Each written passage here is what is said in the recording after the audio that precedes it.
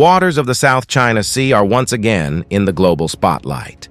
A region already known for its strategic importance and rising tensions, it's now witnessing a new escalation. China has sent an aircraft carrier into these disputed waters, placing the United States and its allies on high alert. What's the significance of this deployment? Why now?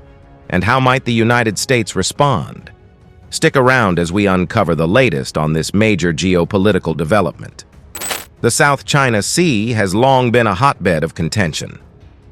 With over 30% of global maritime trade passing through, this region holds vast economic and strategic importance. Its waters are rich in natural resources, including oil and gas reserves, making it an area that various nations, especially China, are keen to dominate. Besides economic interests, the South China Sea has immense military significance. It's a strategic maritime pathway, and whoever controls it gains a substantial advantage in projecting power across Asia and beyond. Now, by deploying an aircraft carrier, China has taken its actions to a new level.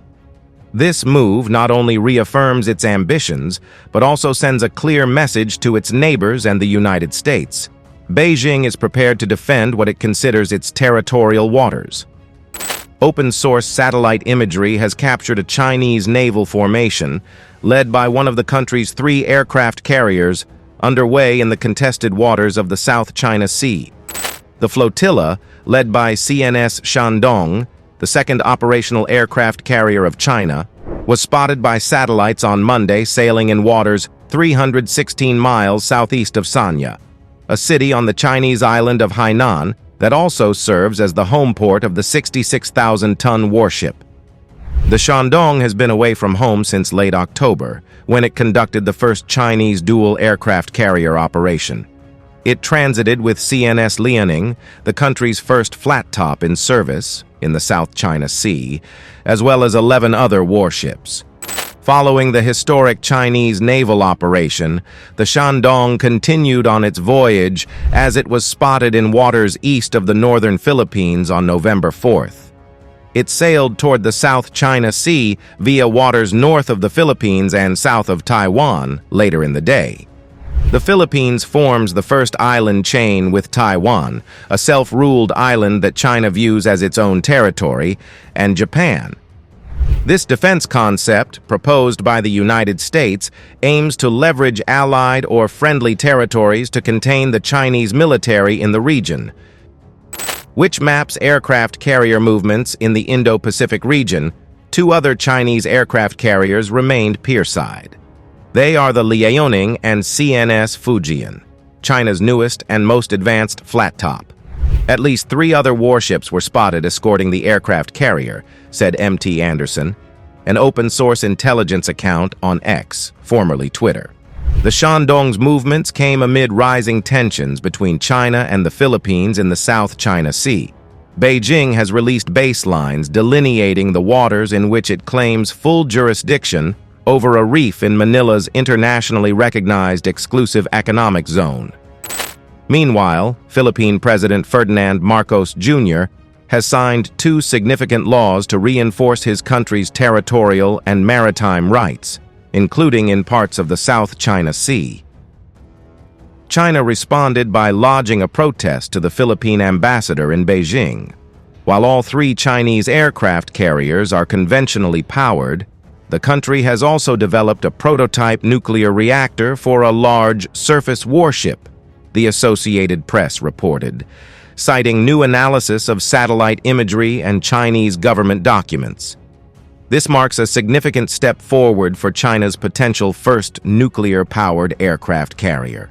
The Chinese military has announced plans for a 4th aircraft carrier, but it has not confirmed whether the new warship will be nuclear or conventionally powered. For more than a decade, China has been using an increasingly aggressive hybrid warfare strategy to increase its power and influence in the strategically important South China Sea.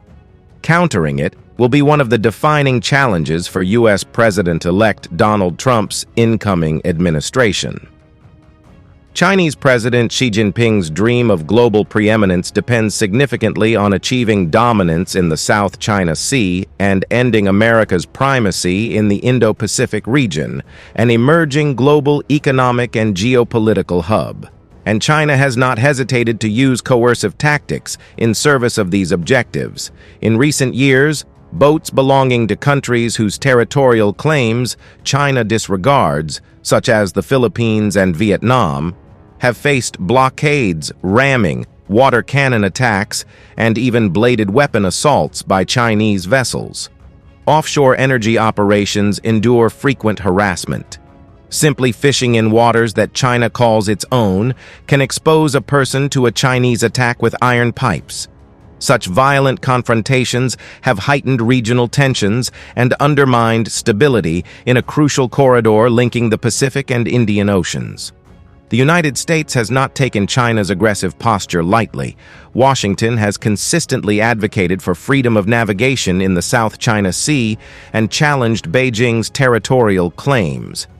The U.S. Navy frequently conducts Freedom of Navigation Operations, or FONOPS, to assert international rights in these contested waters. With China's latest deployment, the U.S. is now closely monitoring the situation. American naval forces are stationed nearby, and military experts are analyzing potential scenarios. Officials have warned that any aggressive moves by China could provoke a swift response from the U.S. and its allies. This deployment raises serious concerns for regional stability. Southeast Asian nations with competing claims, such as Vietnam, the Philippines, and Malaysia, are likely alarmed. They've previously sought support from the U.S. and other international players to counterbalance China's influence in the region. China's actions could potentially trigger a domino effect, pushing these countries to strengthen their military alliances with the U.S. and other allies, which could further complicate an already tense situation.